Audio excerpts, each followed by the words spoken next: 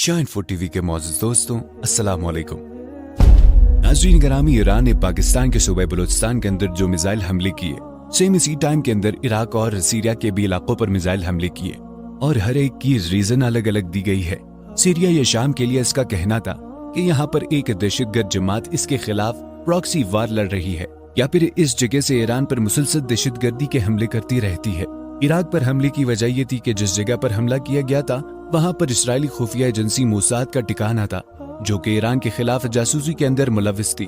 जबकि पाकिस्तान के सूबे बलूचिस्तान पर ईरान के हमले की वजह को समझने से पहले आपको पाकिस्तान और ईरान की ज्योग्राफिकल लोकेशन को समझना होगा। प्यारे साथियों, ईरान पाकिस्तान के मगरिब के अंदर मौजूद हमसाया मुल्क है और ये पाकिस्तान से 909 किलोमीटर लंबा बॉर्डर शेयर करता है। जब हिंदुस्तान की तकसीम हुई थी तो इस वक्त हिंदुस्तान के अंदर के सिलसिल कबीले और इलाके की मुनासबत से बॉर्डर पर लाइन नहीं खींची गई, बल्कि दो पंजाब की तरह, यानी जिस तरह से बिना किसी रीजन के दो पंजाब को अलग अलग किया गया था, इनके कल्चर्स को, इनकी नस्लों को अलग किया गया, बिल्कुल इसी तरह से बलूचिस्तान के लोगों को भी बस एक लाइन खींच कर दिया गया, जिसकी वजह से पाकिस्तान के अंदर बलूचिस्तान का कुछ हिस्सा आया, जबकि ईरान के हिस्से के अंदर बलूचिस्तान का आधा या फिर दूसरा हिस्सा आया। जिसका सीधा साधा मतलब ये है कि आज पाकिस्तान के बलूचिस्तान के अंदर जो कबीले, नस्लें और लोग मौजूद हैं, बिल्कुल कबीले वही, नस्लें वही, इलाके के लोग ईरान के बलूचिस्तान के इलाके के अंदर भी मौजूद हैं। बस फर्क ये है कि पाकिस्तान इस बलूचिस्तान को कहता है बलूचिस्तान, जबकि ईरान इसको कहता है सिस्तान इन बलूचिस्तान प्रोविंस, क्योंकि ये ईरान का एक अलग सूबा है और इसके 32 सूबों में से दूसरा सबसे बड़ा सूबा है। लेकिन इन दोनों बलूचिस्तान के अंदर एक चीज कॉमन है कि इन दोनों के अंदर सेपरेट्स यानी एक अलग बलूचिस्तान रियासत की डिमांड्स करने वाले मसले ग्रुप्स मौजूद हैं, जिन्हें पाकिस्तान के अंदर बलूचिस्तान लिबरेशन आर्मी या आर्मी ऑफ जस्टिस कहा जाता है, जबकि ईरान के अंदर ये बलूचिस्तान लिबरेशन फ्रंट के नाम से मौजूद है। ईरान के मुताबिक इसका ये हलिया हमला पाकिस्तान के अंदर इसीलिए था क्योंकि इसके मुताबिक आर्मी ऑफ जस्टिस या सेपरेट जमात के लोग ईरान के बलूचिस्तान सूबे में यहाँ की सिक्योरिटी फोर्सेस पर हमला करके पाकिस्तान के बलूचिस्तान के अंदर भाग जाया करते थे, जहाँ पर इनका ठिकाना था। इन्हीं लोगों को टारगेट करके पाकिस्तान के सूबे बलूचिस्तान के अंदर ये हमला किया गया, क्योंकि ईरान के मुताबिक ये हमला इसलिए भी जरूरी था कि पाकिस्तान से मुज़ाकरात और एतमाद में लेने पर काफी ज्यादा वक्त ज़ाया होना था, और दूसरा खुद पाकिस्तानी आर्मी भी खुद इनसे ठीक से डील नहीं कर पा रही, मतलब कि इनका वजूद खुद पाकिस्तान के बलूचिस्तान के अंदर खत्म नहीं कर पा रही।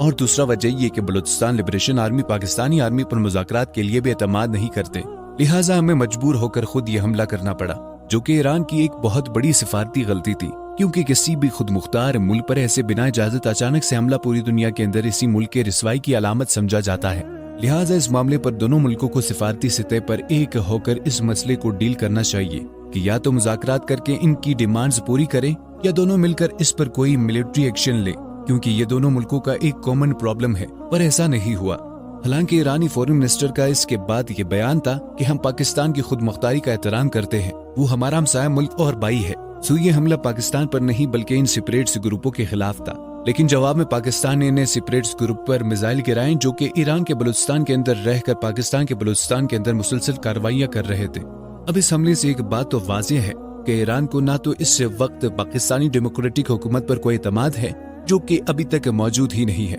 और ना ही पाकिस्तानी आर्मी पर, और अगर ऐसा ना होता तो वो इतना बड़ा फैसला कभी ना करते। नाज़रीन ग्रामी, अब ईरान के पास ऑप्शन मौजूद था कि पाकिस्तान के अंदर इलेक्शन हो जाने के बाद मुंतखब हुकूमत के नुमाइंदों से सिफारती तौर पर इस मसले पर इकट्ठा होकर कोई कार्रवाई करने पर इन्हें एतमाद में लेते। लेकिन अब क्योंकि ईरान ने इस हमले की पहली शुरुआत की है तो हम इसे ईरान की सिफारती नाकामी तो कह सकते हैं, लेकिन इसके अंदर ना ईरान की आवाम का कोई कसूर है और ना ही किसी मसलक का, जैसे कुछ लोग जानबूझकर इसको शिया मसलक के साथ जोड़कर या फिर ईरान के लोगों से नफरत का इजहार करके अपनी जहालत का सबूत दे रहे हैं। प्यारे साथियों, ईरान हमारा पड़ोसी मुल्क है और मुसलमान भाई है, और दोनों के हकूक इस्लाम के अंदर बयान किए गए हैं। भाइयों और पड़ोसियों के अंदर भी आपस के अंदर किसी बात पर लड़ाई और नाइतफाकी हो सकती है, लेकिन इसका फायदा दुश्मन उठाया करते हैं, लेकिन दोस्त हमेशा इनके दरमियान सुलह की कोशिश करते हैं। जैसे कि चाइना ने इस हमले के बाद ये बयान दिया कि दोनों मुल्कों को सब्र और तहम्मुल से काम लेना चाहिए, और इन दोनों के दरमियान सुलह करवाने के लिए सालसी किरदार अदा करने के लिए चाइना बिल्कुल तैयार है, क्योंकि चाइना जो कि उभरती हुई दुनिया की इकोनॉमी है और इकोनॉमी के मामले के वो अमेरिका को भी टक्कर दे रहा है, वो इस खित्ते के अंदर जंग को अफोर्ड नहीं कर सकता, क्योंकि इसके असरात इसके खुद के घर तक भी पहुंचेंगे और इसकी ट्रेड को या फिर इसकी इकोनॉमी को शदीद नुकसान होगा, खास तौर पर एक ऐसे मुल्क के साथ जंग जो कि एटमी ताकत भी हो।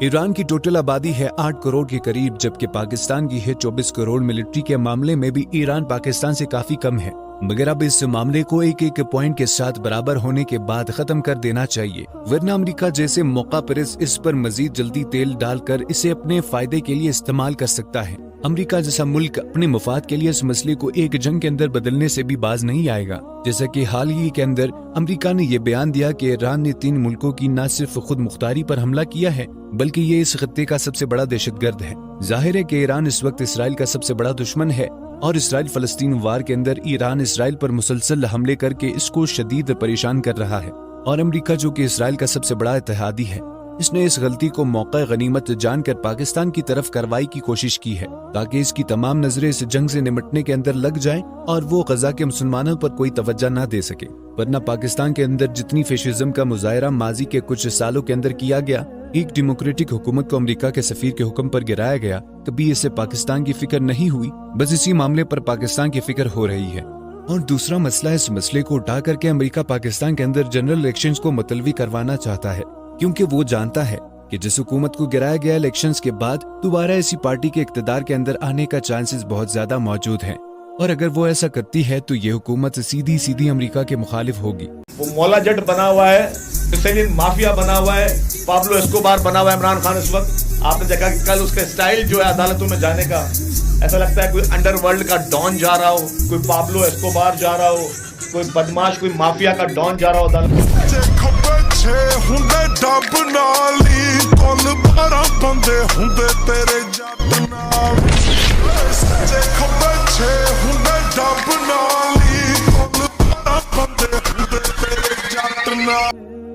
اور اسٹیبلشمنٹ کے بھی خلاف ہوگی، سو کافی حد تک ممکن ہے کہ امریکہ کے حکم پر اس مسئلے کو اٹھا کر پاکستان کے اندر جنرل الیکشنز کو اسی بہانے سے ملتوی کر دیا جائے۔ سیدھی سی بات ہے کہ امریکہ کے لیے یہ مفاد پرستی کی جنگ ہے جس کا فائدہ اس کو نہیں اٹھانے دینا چاہیے، بلکہ ان دونوں بھائیوں کو بیٹھ کر اس معاملے کو سولو کرنا چاہیے۔ اور الحمدللہ ایسی خبریں آ رہی ہیں کہ ان دونوں نے حال ہی میں یہ فیصلہ کر لیا ہے کہ اب وہ مزید ایک دوسرے پر کوئی حملہ نہیں کریں گے۔ پیارے ساتھیوں، اگر ایسا نہ ہوتا تو اس کے اثرات صرف ان دونوں ملکوں کے لیے نہیں بلکہ پوری دنیا کے لیے بہت برے ہو سکتے تھے۔ پاکستان کے لیے مشکل اس لیے ہو سکتے تھے کیونکہ اس کے ایک طرف تو انڈیا موجود ہے تو دوسری طرف مہاجرین کی واپسی کی بنیاد پر اختلاف کی وجہ سے افغانستان کے ساتھ بھی تعلقات خراب ہیں، تو تیسرے ہمسائے ایران کے ساتھ پاکستان کشیدگی افورڈ نہیں کر سکتا، خاص طور پر ان حالات کے ساتھ کہ اس کے اندر نہ کوئی ڈیموکریٹک حکومت موجود ہو اور دوسرا اس کی اکانومی بھی اسٹرگل کر رہی ہو، اور دوسری طرف ایران کیونکہ پہلے ہی امریکن پابندیوں کو برداشت کر رہا ہے